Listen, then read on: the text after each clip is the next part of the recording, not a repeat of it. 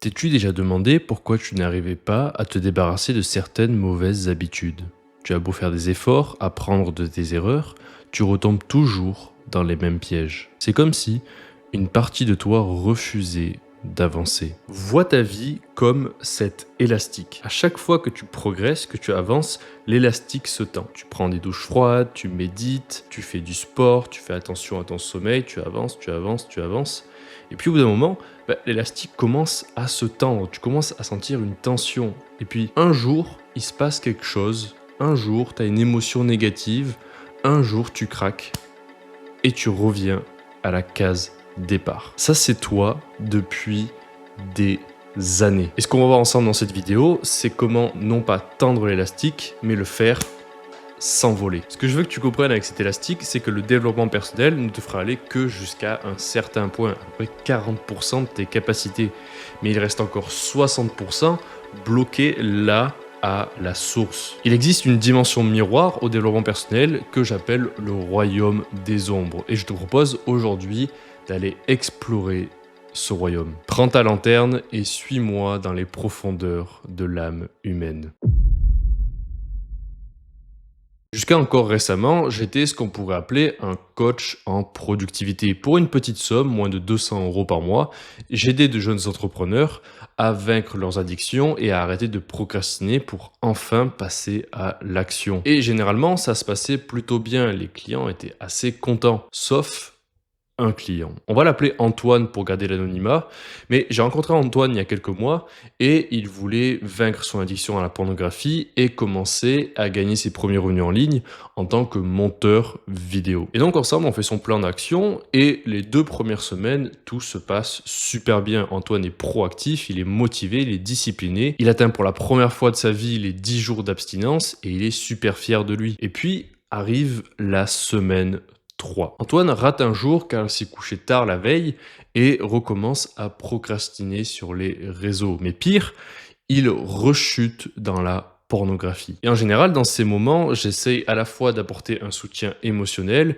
et de la clarté, de l'objectivité. Je pointe du doigt les habitudes qu'il a délaissées et je lui rappelle ses objectifs. Et c'est jamais agréable pour moi de forcer les gens à travailler, de se forcer à retrouver leur motivation et à continuer malgré les doutes. Mais je me disais que c'était mon rôle, c'est pour ça que j'étais payé, pour forcer les gens à travailler. Résultat, je deviens un parent et Antoine devient un enfant. Je réalise rapidement que Antoine n'agit plus par amour pour lui-même, pour ses objectifs, mais juste par peur de me décevoir. Et le reste du coaching va n'être qu'une succession de rechute, motivation, action, déception, rechute. Décidément, quelque chose n'allait pas chez Antoine. Et si j'ai bien retenu une leçon dans l'entrepreneuriat, c'est que ce n'est jamais la faute du client. C'était à moi de trouver une solution. Lorsque j'ai commencé ce coaching, j'étais persuadé qu'il devait y avoir un moyen, un protocole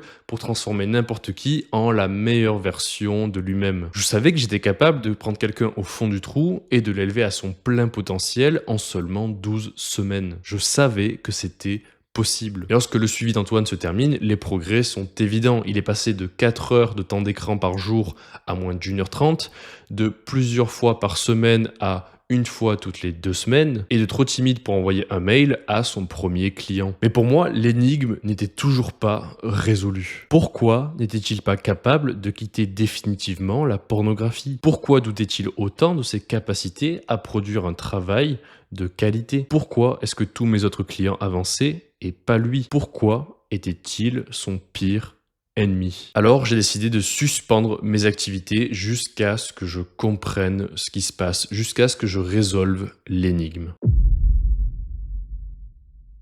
Dans le livre Power versus Force, David Hawkins distingue 2 attitudes, le pouvoir et la force. La force trouve sa source dans un besoin de domination des autres et de contrôle de l'ego par l'agression, la coercition et la pression psychologique. La force, c'est lorsque David Goggins te dit de te bouger le cul et d'arrêter d'être une petite salope. La force peut être très efficace, mais seulement sur le court terme, seulement dans une situation d'urgence où tu dois réagir rapidement. Mais sur le long terme, l'approche de la force n'est absolument pas viable, puisque la force constitue un non à la réalité. Sur le long terme, la force engendre des frictions, des conflits avec soi, avec les autres, avec le monde. La force est un générateur de résonance destructrice. Et si tu ne sais pas ce que c'est une résonance destructrice, je t'invite à aller regarder cette vidéo. Et puis, il y a le pouvoir. Contrairement à la force, le pouvoir puise sa source dans un amour de soi et une connexion profonde avec l'univers. Le pouvoir est un oui à la réalité qui génère une résonance créatrice. Mais ce qui nous intéresse surtout ici, c'est que Hawkins, dans son livre,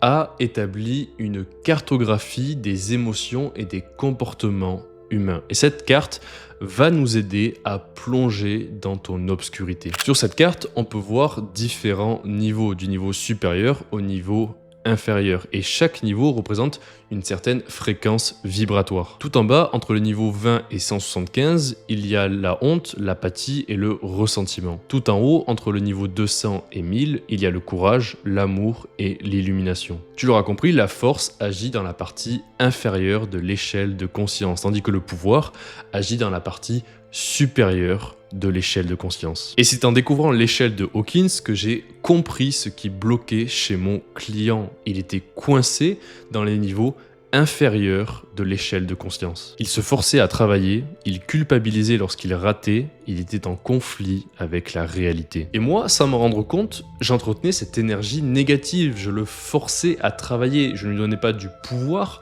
je le forcé. J'appliquais la méthode classique du développement personnel qui était de changer par l'extérieur, de changer l'extérieur pour changer l'intérieur. Le problème, c'est que à l'intérieur, il y avait quelque chose qui refusait de changer. C'est pour cela que j'ai changé mon approche. Je suis passé du développement personnel à l'exploration personnelle. Et si toi aussi tu as l'impression d'être ton pire ennemi, de te saboter, c'est parce que tu ne comprends pas comment fonctionne ton cerveau.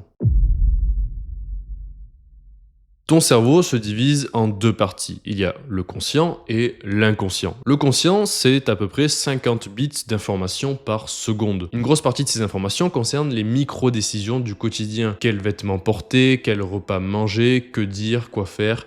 Toutes ces petites décisions, elles sont prises par le conscient. Généralement, on associe le conscient au cortex préfrontal, qui est un peu le centre administrateur de l'ordinateur qu'est ton cerveau. Et puis, il y a l'inconscient. L'inconscient, ce n'est pas 50 bits d'information, c'est 11 millions. C'est-à-dire que c'est 220 000 fois plus d'informations que le conscient. Autrement dit, même si tu as pris une décision de manière consciente, si ton inconscient n'est pas d'accord, tu peux rien faire, il est tellement plus puissant que toi. L'inconscient est le pendule qui nous permet de garder l'équilibre entre l'ordre et le chaos. Par un mouvement d'oscillation, il maintient un équilibre interne dans notre corps et notre psyché. Sur le plan physique, il régule les fonctions corporelles comme la respiration, la pression sanguine ou la digestion. Sur le plan psychique, il exécute des schémas de pensée et des comportements qui nous permettent de naviguer dans notre quotidien sans trop de stress. Lorsque ta vie devient trop chaotique, ton inconscient va chercher à rétablir l'équilibre le plus vite possible. Généralement, ce qu'il va faire, c'est qu'il va te faire fuir plutôt que d'affronter les problèmes. Lorsque ta vie devient trop chaotique, lorsque tu sors de ta zone de confort ou que tu as laissé l'entropie te dominer, l'inconscient va chercher à rétablir l'équilibre le plus rapidement possible. Cela va se traduire par des réactions impulsives et une fuite plutôt qu'un affrontement des problèmes. Plus un pendule est sollicité dans un sens par une force externe ou interne, plus il fournira d'énergie pour aller dans l'autre sens. Plus tu cherches à obtenir quelque chose, plus ton inconscient va chercher à t'en éloigner. A l'inverse, plus tu cherches à t'éloigner de quelque chose, plus l'inconscient va t'en rapprocher. Et normalement, tu devrais déjà commencer à comprendre comment tu es devenu ton pire ennemi. Lorsque ton conscient décide d'aller dans une direction, ton inconscient va décider d'aller dans l'autre direction. Et toi, tu es au milieu, l'élastique qui est écarté comme ça, qui est tendu. Sauf que d'un côté, on a 50 bits et de l'autre, on en a 11 millions. Donc forcément, ce qui se passe, c'est ça. La fonction de l'inconscient est d'assurer l'équilibre et la cohérence du système. Autrement dit, tu ne peux rien faire sans l'autorisation de l'inconscient. La résistance que tu éprouves lorsque tu essaies de changer, la peur et la friction que tu ressens lorsque tu veux sortir de ta zone de confort, eh bien, c'est l'inconscient. Et tu peux essayer la méthode Goggins qui est de soumettre ton inconscient à ton conscient. Mais je te rappelle que on fait face à une armée de 200 000 soldats et toi, tu es tout seul. Tu ne parviens pas à te mettre au travail car ton inconscient n'est pas d'accord. Tu ne parviens pas à arrêter tes addictions car ton inconscient n'est pas d'accord. Tu ne parviens pas à changer d'identité car ton inconscient n'est pas d'accord. Tant que tu négligeras ton inconscient, tant que tu refuseras de l'inclure dans tes décisions, alors tu es condamné à te saboter. Le problème, c'est que l'inconscient ne connaît pas la raison. L'inconscient, c'est un monstre, c'est une bête qui sommeille en toi. Continue d'être en conflit avec ton inconscient et tu es condamné à l'échec. Convainc ton inconscient d'aller dans ton sens et tu te propulses dans les airs. Ça veut dire que nous allons devoir plonger dans ta psyché, dans ton obscurité, pour convaincre l'inconscient de te rejoindre. Ce n'est pas en regardant la lumière qu'on devient lumineux, mais en plongeant dans son obscurité. Carl Jung. Dis-moi, j'ai une question. Serais-tu prêt à tuer un homme? Personnellement, je me suis longtemps posé cette question et j'ai jamais vraiment trouvé de réponse jusqu'à récemment. Il y a quelques mois, j'avais un coq qui violentait mes poules. Il les agressait, il les déplumait, il leur mettait la tête dans le sol pour les violer. Bref, c'était un coq assez agressif. Et je devais trouver une solution rapide et radicale, sinon toutes mes poules allaient mourir. Et donc un jour, j'ai pris mon tomahawk et je l'ai décapité. Et je vais être totalement honnête, quelques secondes avant le coup fatal, j'étais encore terrifié, je doutais, je me disais, est-ce qu'il vraiment il n'y a pas d'autre solution? Parce que là, je vais vraiment le tuer, quoi. Mais au moment précis où je l'ai frappé avec ma hache, j'ai senti une bête se réveiller en moi. J'ai senti une rage insoupçonnée. Tout à coup, j'ai réalisé que non seulement j'étais capable de tuer, mais j'étais capable de tuer beaucoup si cela impliquait de protéger mes proches. Je comprends bien qu'il y a un monstre en chacun de nous, mais la plupart des gens, ils préfèrent nier ce monstre. Ils préfèrent prétendre que non, il n'y a pas de monstre, qu'ils sont parfaits, qu'ils ont que des bonnes intentions. Dans le public, la morale et la civilisation servent de rideau pour dissimuler la bête. Mais dans le privé, la bête est en liberté. Toute la journée, nous faisons semblant que nous sommes pleins de bonnes intentions, de bonne morale, de politesse, bref, que nous sommes civilisés. Mais dès lors que nous rentrons chez nous, que nous sommes tout seuls dans notre chambre, là nous relâchons la bête. Un peu de jeux vidéo, un peu de pornographie, la bête est rassasiée. Allons nous coucher. Ce monstre, c'est ce que Carl Jung appelle l'ombre. L'ombre incarne les traits de personnalité, les désirs, souvenirs et impulsions qui sont rejetés par le conscient, car jugés inacceptables selon les codes moraux ou sociétaux. Le problème, c'est que ces rebuts de l'identité, ils ne disparaissent jamais. Ils sont stockés dans ton inconscient et au moindre moment de vulnérabilité, ils vont refaire surface. L'ombre se nourrit de la répression. Plus tu cherches à ignorer ton ombre, plus celle-ci gagnera en force. Et généralement, on associe l'ombre à des émotions négatives, à la honte, la colère, bref, les niveaux inférieurs de l'échelle de conscience d'Hawkins. Mais ce qu'on oublie souvent, c'est que dans ton ombre, il y a aussi un réservoir de potentiel immense. Un homme qui laisserait son ombre le dominer, qui n'aurait aucune culpabilité à faire preuve de violence, serait un homme extrêmement dangereux pour la société. Mais tu sais ce qui est encore plus dangereux qu'un homme qui accepte son ombre? C'est un homme qui renie son ombre. Cet homme-là fait preuve d'une lâcheté sans pareil et dissimule toujours ses intentions. Il agit par derrière de biais pour parvenir à ses fins. Et le monde aujourd'hui est peuplé d'hommes lâches qui prétendent ne pas avoir d'ombre. Je me souviens, lorsque je fréquentais encore les milieux intellectuels de gauche à l'université, je croisais très fréquemment des hommes qui prétendaient ne pas avoir d'ombre. Ils se faisaient les porte-étendards de la bonne morale et n'hésitaient pas à pointer les défauts qu'ils voyaient chez les autres. En public, ils étaient féministes, écologistes, marxistes. En privé, ils étaient violeurs, consommateurs, nihilistes. Des hommes à la laine putride, au relent de ressentiment, d'insécurité et de frustration. Des hommes qui avaient honte de leur ombre. Et toi aussi, tu as une ombre. Et tant que tu chercheras à l'ignorer, elle exploitera tes faiblesses pour te saboter. Parce que non, il ne suffit pas d'avoir de bonnes intentions pour être une bonne personne. Après tout, l'enfer n'est-il pas pavé de bonnes intentions?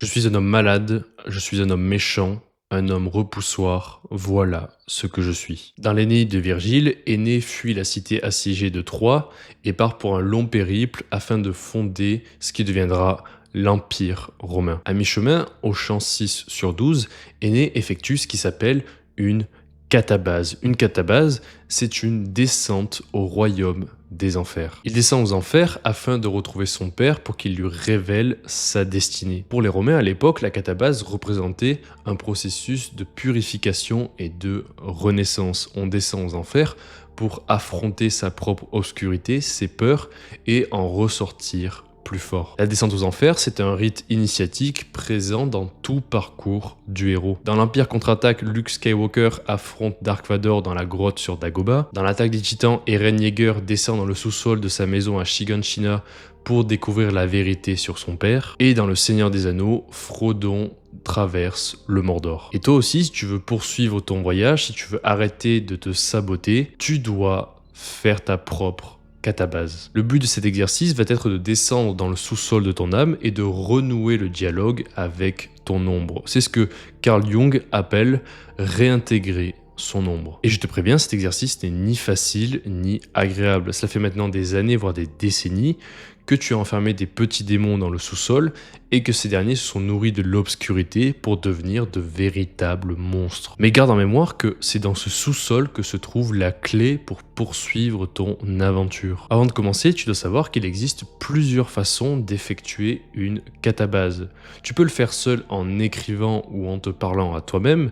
Tu peux aussi le faire en repoussant tes limites. Courir 50 km, c'est une véritable traversée des enfers. Mais tu peux aussi le faire en parlant avec un spécialiste, avec un thérapeute, ou alors tu peux suivre un programme avec un coach. Ce travail, ça s'appelle du shadow work et c'est ce que je fais avec mes clients lors de la semaine 3 du programme Thésée Transformation. Et si toi aussi tu veux en finir avec tes addictions et changer d'identité en un temps record, tu peux cliquer sur le premier lien en description. Mais peu importe ce que tu choisis, le principe reste le même. Tu vas devoir mettre la lumière sur une part d'ombre et renouer le dialogue avec un ancien toi que tu as abandonné dans ce sous-sol. Voici comment procéder. Étape 1, choisis un problème qui t'empêche de progresser. Quelle est la chose qui revient à chaque fois que tu traverses un moment difficile? Quel est le petit démon, le problème qui t'empêche de progresser? Si tu as du mal à identifier ce problème, dis-toi qu'une ombre a besoin d'une surface pour se projeter. Quels sont les défauts que tu trouves intolérables chez les autres? Qu'est-ce que cela dit de toi? Tu peux aussi interroger tes désirs les plus sombres. Est-ce que c'est un désir de pouvoir, de statut, de domination? Nous avons tous des désirs immoraux que nous n'osons pas regarder dans les yeux. Tout problème complexe requiert une transformation holistique. La question c'est pourquoi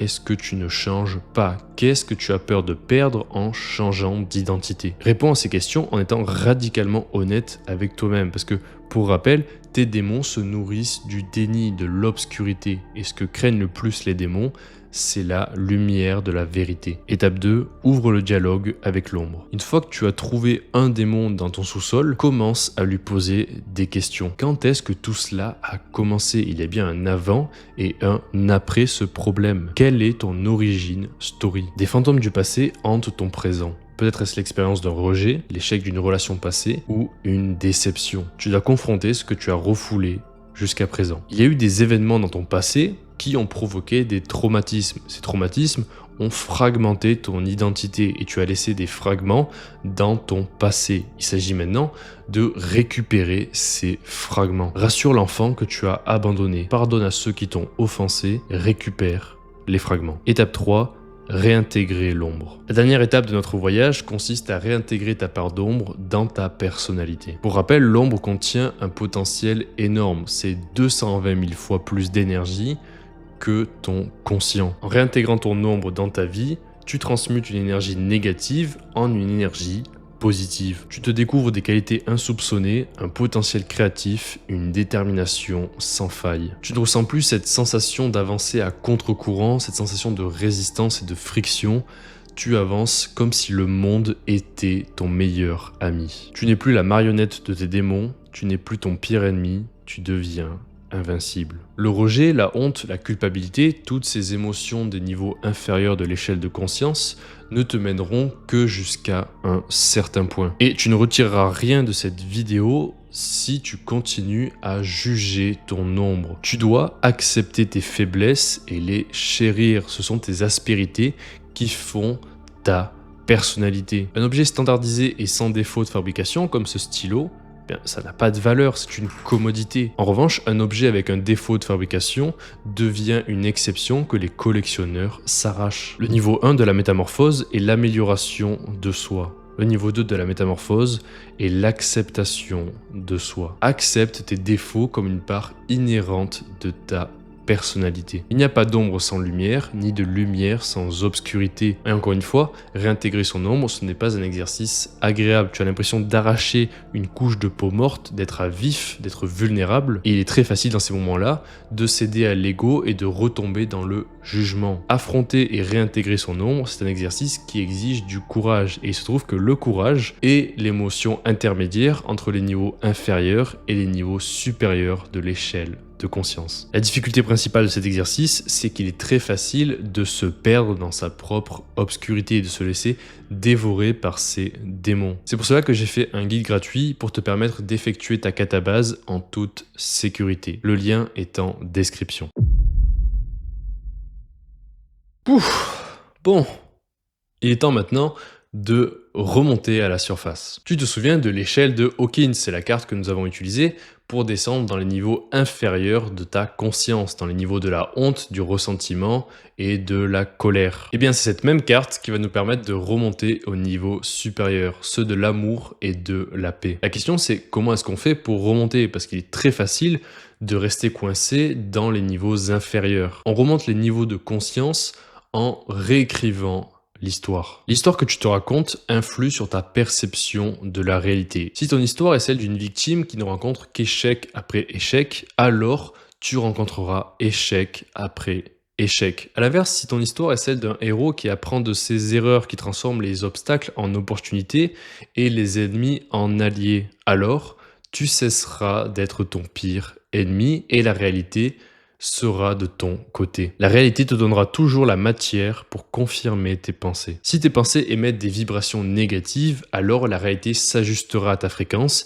et te donnera de la négativité. Si tes pensées émettent des vibrations positives, alors la réalité t'apportera des événements positifs. Le plus tu réagis à tes émotions, le plus bas tu vibres. Prends de la distance sur les événements et passe progressivement d'une énergie négative à une énergie positive. Adopte le point de vue de l'univers et tu agiras avec amour. La vie est un long voyage dont la destination importe peu. Ce qui compte réellement, c'est la transformation opérée par le héros lors de ce voyage. Accueille ta part d'ombre et poursuis ton voyage avec elle. Tu peux soit avancer à la force de la colère, de la culpabilité et ramer à contre-courant, ou tu peux choisir l'amour et te laisser porter par le vent. L'amour ou l'ego, le choix te revient. Merci d'avoir regardé cette vidéo jusqu'au bout. Encore une fois, merci infiniment pour tout le soutien que je reçois, que ce soit par mail, sur le Discord, en commentaire. Si tu veux que je t'aide à vaincre tes addictions et à opérer une transformation radicale, tes transformations